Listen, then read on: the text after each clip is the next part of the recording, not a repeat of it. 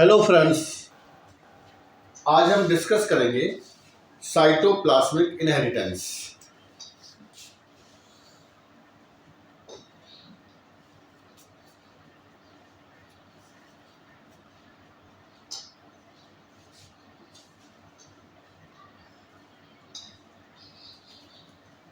Cytoplasmic inheritance या इसे एक नाम और देते हैं, इसे हम कहेंगे मैटरनल इफेक्ट।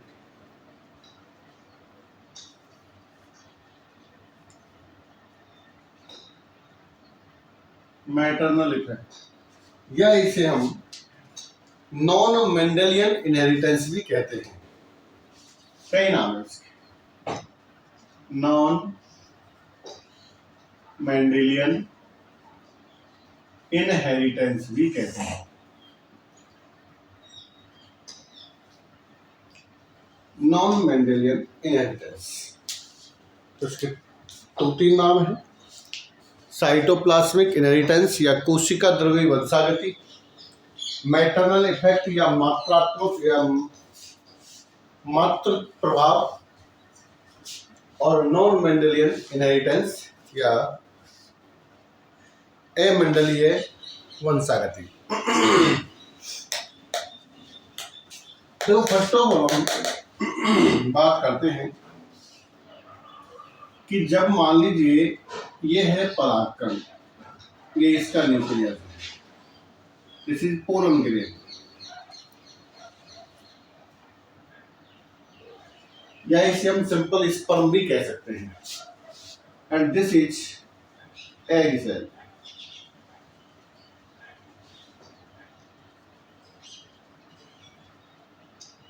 एग सेल, ये दोनों के न्यूक्लियस है,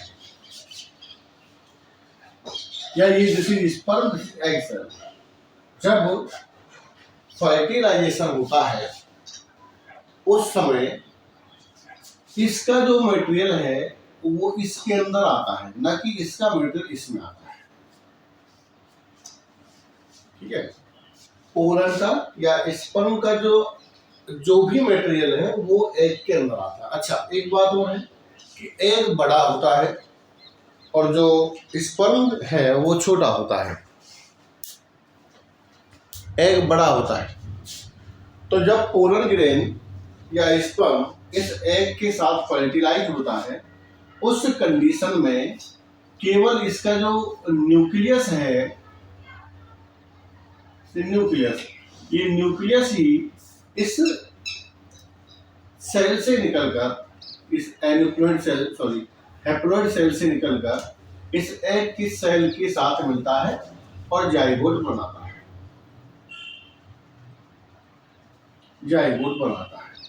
अब समझने की बात यह है कि जाइगोट जो है उसमें मेल और फीमेल दोनों का न्यूक्लियस होता है, जबकि साइटोप्लाज्म किसका होता है? मेन बात यह है, जाइगोट के अंदर जो न्यूक्लियस है वो मेल और फीमेल का होता है, जबकि साइटोप्लाज्म किसका होता है? तो सीधी सी बात है कि जब ये पोलन या स्पर्म इस एग सेल के साथ मिलता है तो ये माना जाता है, और होता भी यही है कि केवल न्यूक्लियस ही इसमें से इसके अंदर आता है, इसका कोई भी साइटोप्लाज्म, पहली बात तो इसमें साइटोप्लाज्म होता ही बहुत कम है, और दूसरी बात जो होता है ना वो भी इसके साथ जुड़ता नहीं है, वो बाहर रह जाता है। ठीक है, तो साइटोप्लाज्म जो है वो इसके अंदर मदर का होता है या फीमेल का होता है। साइटोप्लाज्म फीमेल का होता है। ठीक, एक चीज तो है ये। दूसरी चीज ये है कि जब हमने मेंडलिज्म पढ़ाया था तो उस समय बताया था कि मेंडल के जो रूल्स हैं ये केवल न्यूक्लियस पर ही डिपेंड करते हैं, यानी कि ये न्यूक्लियस के अंदर पाए जाने वाले जो क्रोमोसोम है, क्रोमोसोम पर उपस्थित जो जीन्स हैं, और वो जीन्स जिस ट्रेट को गवर्न करते हैं केवल उन्हीं पर लागू होते हैं। अगर इस तरह से इनके अलावा कुछ और भी होता है तो उस पर वो लागू नहीं होते। एक चीज ये है। तो ये तो मेंडलिज्म बताता है कि मेंडलिज्म केवल जो क्रोमोसोम है या न्यूक्लियस है उसकी जो इनहेरिटेंस है उसी को बताता है, बाकी किसी को नहीं बताता।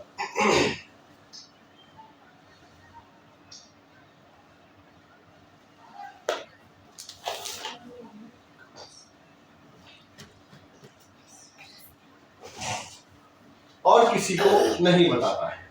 तो एक चीज ये है, एक ये है। अब यहाँ पर देखिए, तो यहाँ तो हमको पता है कि जो न्यूक्लियस होता है this is the main site of chromosome, या हम सिंपल सा कहें कि इसी जगह पर पूरा जो जेनेटिक मटेरियल होता है वो पाया जाता है। पूरा जेनेटिक मटेरियल यही होता है न्यूक्लियस के अंदर। और चाहे वो डोमिनेंट हो चाहे वो रिसेसिव हो, दोनों तरह के जो करेक्टर्स हैं वो यहीं से गवर्न होते हैं। और इस तरह से यहाँ पर मेंडल की जो लॉ है वो काम करते हैं। अब यहाँ देखिए एक मिनट, कई बार क्या होता है हम देखते हैं और कई एग्जाम्पल्स में बताया गया है कि जो करेक्टर्स होते हैं, जो ट्रेट्स होते हैं, उन पर पैटर्नल की जगह मैटरनल इफेक्ट ज़्यादा होता है। यानी कि ऐसे करेक्टर्स दिखाई देते हैं जो फीमेल के होते हैं, मेल के नहीं होते हैं। वो कहाँ से आते हैं? जबकि ये तो बताया गया है कि भाई जो आनुवंशिक जो लक्षण है वो क्रोमोसोम पर उपस्थित होते हैं, और वो डोमिनेंट है तो डोमिनेंट है, और अगर रिसेसिव है तो रिसेसिव है। ठीक है, लेकिन कुछ एग्जाम्पल्स में फीमेल के कैरेक्टर ज़्यादा दिखाई देते हैं और मेल के कैरेक्टर कम दिखाई देते हैं। तो उस कंडीशन में हम कहते हैं मैटरनल इफेक्ट। अब ये पैटर्नल इफेक्ट या मैटरनल इफेक्ट या साइटोप्लाज्मिक इफेक्ट या नॉन मेंडेलियन इफेक्ट कहाँ से आते हैं, ये थोड़ा समझिए। देखो, दो ऑर्गेन्स होते हैं सेल में, एक तो है माइटोकॉन्ड्रिया,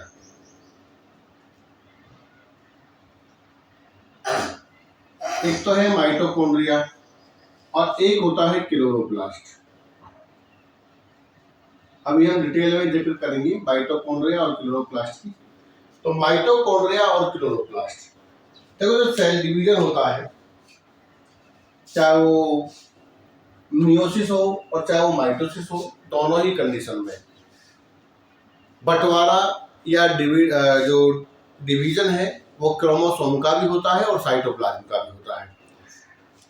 जितने भी ऑर्गेनेल्स होते हैं सेल के अंदर, चाहे वो क्रोमोसोम है,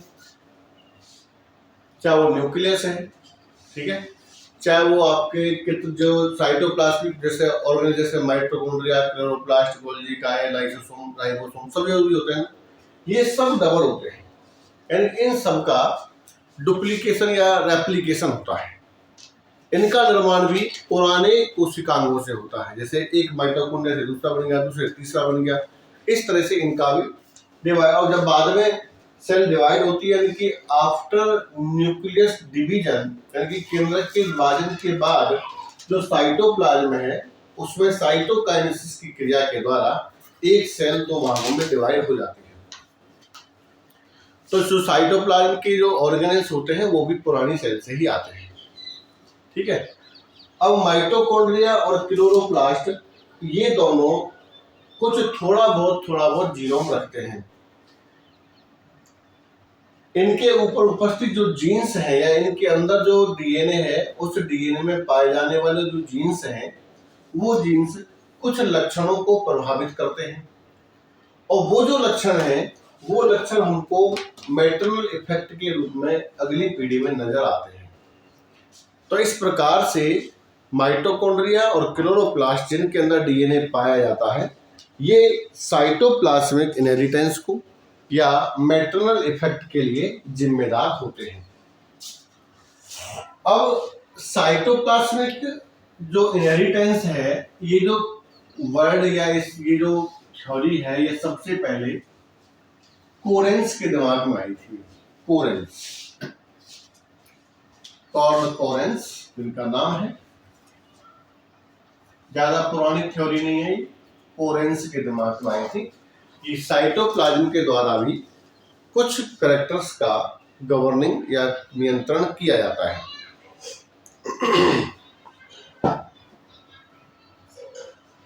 उसके बाद एक वेटस्टीन के नाम से वैज्ञानिक है,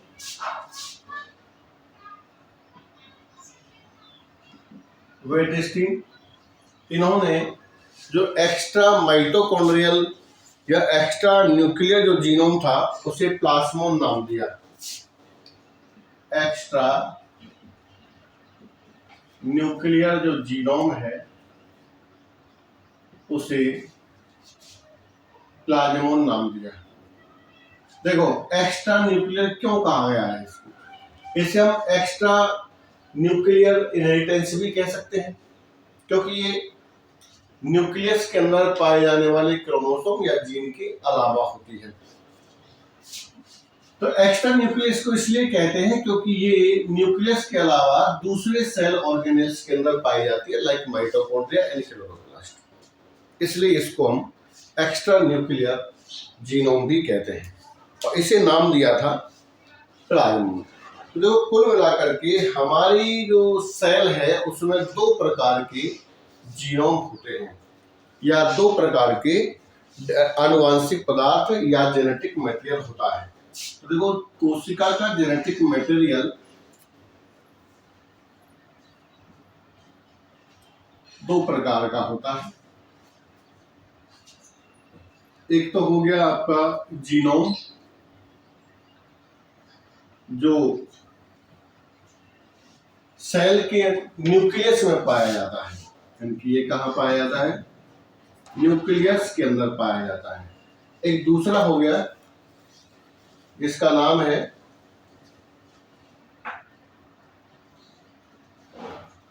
प्लाज्मोन, जो कहां पाया जाएगा, जो पाया जाएगा साइटोप्लाज्म। तो जीनोम से मतलब होता है हैप्लॉइड नंबर ऑफ क्रोमोसोम।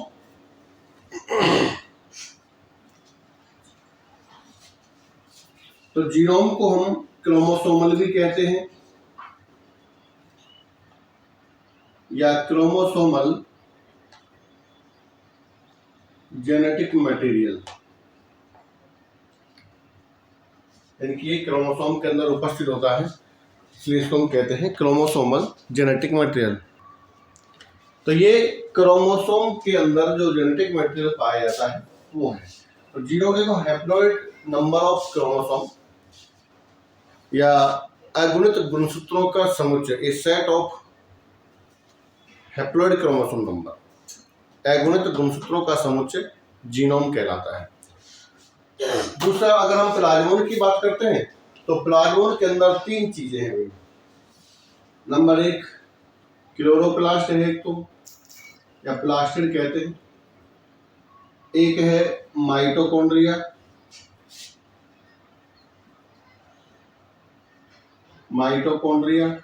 और एक कभी कभी सेंट्रियोल के अंदर भी पाया जाता है। Chloroplast, mitochondria and centriole. अगर हम क्लोरोप्लास्ट में जीन्स को देखते हैं तो इसको हम कहते हैं प्लास्टोजीन। अगर हम माइटोकॉन्ड्रिया के अंदर देखते हैं तो इसको हम कहते हैं कॉन्ड्रिया जीन। और अगर हम सेंट्रियोल के अंदर देखते हैं तो इसको हम कहते हैं सेंट्रोजीन। सेंट्रियोल के अंदर सेंट्रोजीन। तो ये आनुवांशिक पदार्थ होता है एक सेल के टोटल। अब इसको हम बिल्कुल भी यहाँ पर यूज नहीं करेंगे क्योंकि ये केवल जो इस तरह का होता है ये मेंडल के नियम का पालन करता है। मेंडल्स लॉ फॉलो या मेंडल्स के रूल का पालन करता है, या मेंडल्स के लॉ का पालन करता है। और ये जो है ये नॉन मेंडेलियन है, इस पर मेंडल के रूल बिल्कुल भी लागू नहीं होंगे। ये हम पहले भी जिक्र कर चुके हैं कि मेंडल के नियम केवल और केवल केंद्रक में उपस्थित क्रोमोसोम पर पाए जाने वाले जीन्स पर ही लागू होते हैं। उसके अलावा जितने भी जीन्स चाहे वो माइटोकॉन्ड्रिया में है चाहे वो क्लोरोप्लास्ट में है उन पर पाए जाते हैं और उनके द्वारा जो ट्रेट बनाए जाते हैं उन पर ये बिल्कुल भी लागू नहीं होता है। तो ये एक सिंपल सा एक तरह से इंट्रोडक्शन है, स्क्रीनशॉट ले सकते हैं लेना चाहें तो। आगे बढ़ते हैं।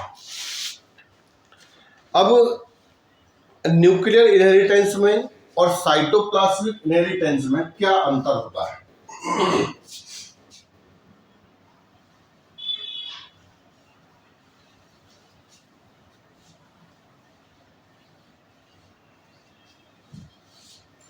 न्यूक्लियर इनहेरिटेंस में और साइटोप्लाज्मिक इनहेरिटेंस में क्या अंतर होता है, ये हम यहाँ जानने की कोशिश करेंगे।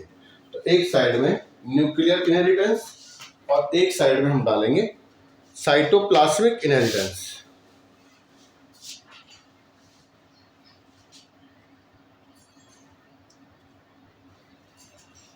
या हम डाल लेते हैं न्यूक्लियर इनहेरिटेंस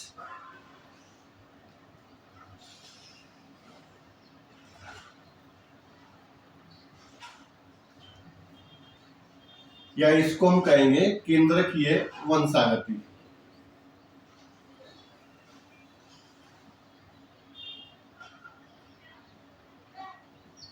दूसरा इधर साइटोप्लाज्मिक इनहेरिटेंस, या इसको हम कहेंगे कोशिका द्रव्य वंशागति।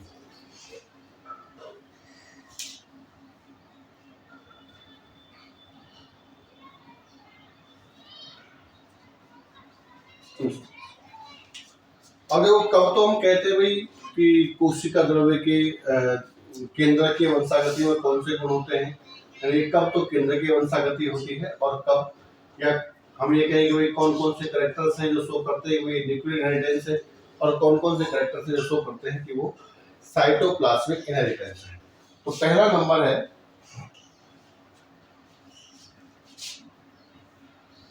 कि पूर्ण आनुवांशिक पदार्थ या कंप्लीट जेनेटिक मटेरियल, पूर्ण आनुवांशिक पदार्थ क्या कहलाता है? इसे हम कहते हैं जीनोम।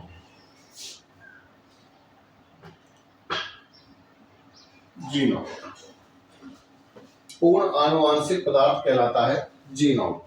और यहां पर पूर्ण आनुवांशिक पदार्थ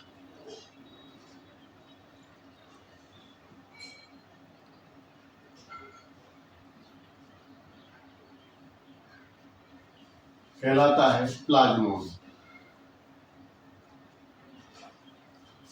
ठीक है, complete genetic material is called genome in nuclear inheritance and complete genetic material is called plasmon in cytoplasmic inheritance. Second is unit of genome, यानी कि जीनोम या संजीनोम की इकाई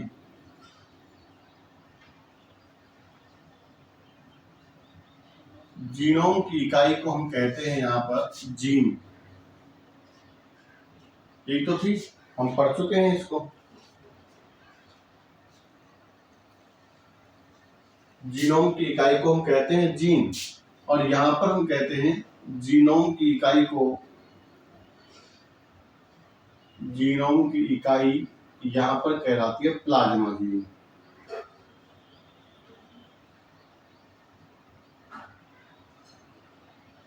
प्लाज्मा जीन, ठीक है, जीनोम की इकाई जीन और प्लाज्मोन की इकाई प्लाज्मा जीन। नंबर 3 देखो, जब आनुवांशिक ये जो सेल डिवीजन होता है और खासकर अर्धसूत्री विभाजन मियोसिस, तो उस दौरान जो युग्मक बनते हैं वो मेंडेलियन देशों को फॉलो करते हैं। तो देखो देखो, अर्धसूत्री विभाजन के दौरान, अर्धसूत्री विभाजन के दौरान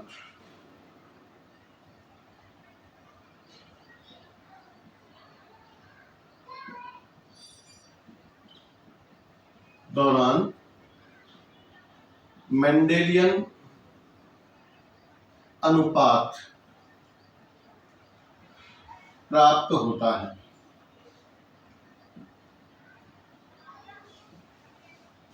मेंडेलियन अनुपात प्राप्त होता है। क्यों होता है?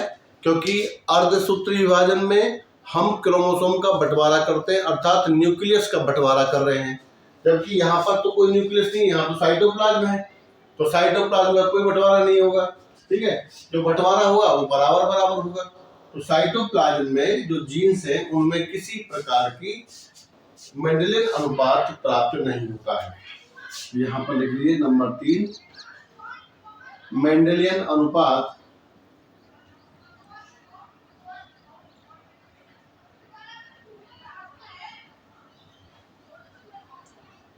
प्राप्त नहीं होता है, नहीं होता है। नंबर 4, अगर हम एकल क्रॉस, सिंगल क्रॉस यानी कि एकल संकरण और विपरीत या प्रति संकरण को देखते हैं, संकरण में समान रिजल्ट्स, परिणाम प्राप्त होते हैं, समान परिणाम प्राप्त होते हैं। लेकिन यहाँ पर ऐसा नहीं है, क्योंकि देखो इसमें हम देखें, इसमें हम देखें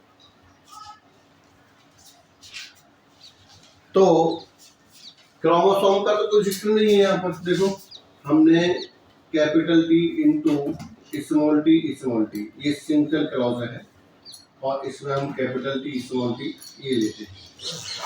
अगर हम रेसिप्रोकल क्रॉस देखते हैं तो एक रेसिप्रोकल क्रॉस का मतलब होता है कि जिस एक क्रॉस में आपने इसको इसमें हमने इसको मेल ले लिया या इसको हमने फीमेल लिया है,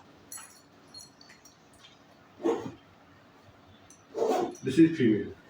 दूसरे क्रॉस में हम क्या करते हैं, कैपिटल T को हम लेते हैं फीमेल और स्मॉल टी को हम लेते हैं मेल। तो इस कंडीशन में भी यही प्राप्त होता है, अर्थात एकल संकरण और विपरीत संकरण में समान रिजल्ट्स प्राप्त होते हैं। लेकिन यहाँ पर तो हम कह रहे हैं ये जो साइटोप्लाज्मिक इनहेरिटेंस है, यहाँ पर हम इस प्रकार के रिजल्ट्स प्राप्त नहीं करते हैं, तो सेम रिजल्ट्स प्राप्त नहीं होता है, अर्थात डिफरेंट रिजल्ट्स प्राप्त होते हैं, क्या असमान या अलग अलग परिणाम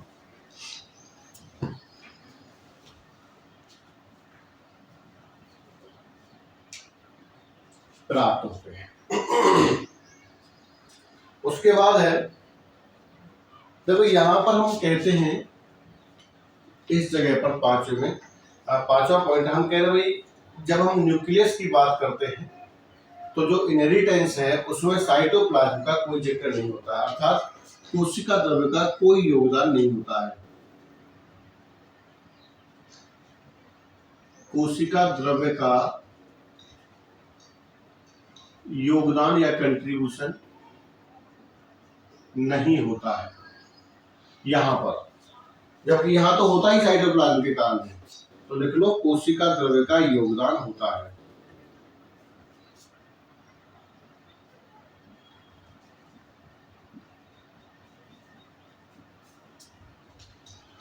कोशिका द्रव्य का योगदान होता है। नेक्स्ट नंबर इज, जो अगली पीढ़ी आती है, नेक्स्ट जनरेशन, उस पर साइटोप्लाज्म का कोई प्रभाव नहीं होता है, जबकि इसमें साइटोप्लाज्म का प्रभाव होता है। तो 6 नंबर पर है कि अगली पीढ़ी पर, नेक्स्ट जनरेशन पर, अगली पीढ़ी पर साइटोप्लाज्म का प्रभाव नहीं होता है।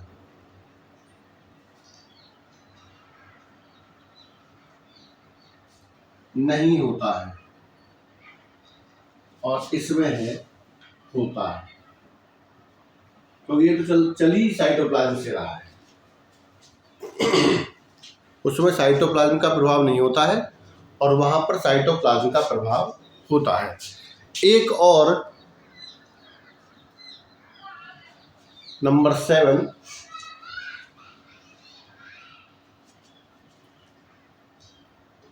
हम अगर चाहें तो पूरे न्यूक्लियस में उपस्थित जो क्रोमोसोम होते हैं उनका एक साथ जेनेटिक मैप तैयार कर सकते हैं। यहाँ पर लिखें आनुवांशिक मानचित्र या जेनेटिक मैप तैयार कर सकते हैं जितने भी क्रोमोसोम हैं, और कर लिए हैं। जैसे ह्यूमन जीनोम प्रोजेक्ट के द्वारा मानव में पाए जाने वाले सभी क्रोमोसोम का जेनेटिक मैप तैयार किया गया है, कर लेते हैं या कर सकते हैं।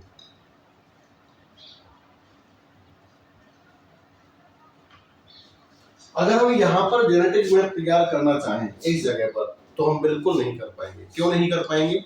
क्योंकि यहाँ कोशिकांग एक नहीं है, यहाँ पर कोशिकांग 2 है या 3 है, जो भी। तो अगर हमको माइटोकॉन्ड्रिया करना हो जेनेटिक मैप, तो माइटोकॉन्ड्रिया के जीन्स के लिए अलग करेंगे। अगर हमको साइटोप्लाज्म का करना हो तो साइटोप्लाज्म के लिए अलग करेंगे।